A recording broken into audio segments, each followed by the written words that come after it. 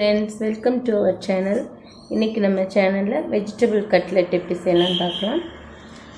Vegetable cutlet செய்யிறதுக்கு ஒரு 5 உருளைக்கிழங்கு, ஒரு 3 கேரட், ஒரு 5 பீன்ஸ் எடுத்து வச்சிருக்கேன்.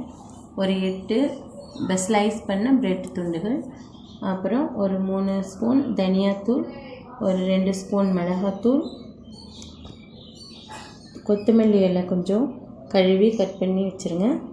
அப்புறம் கரம் மசாலா 1 ஸ்பூன், அப்புறம் தேவையான அளவு உப்பு.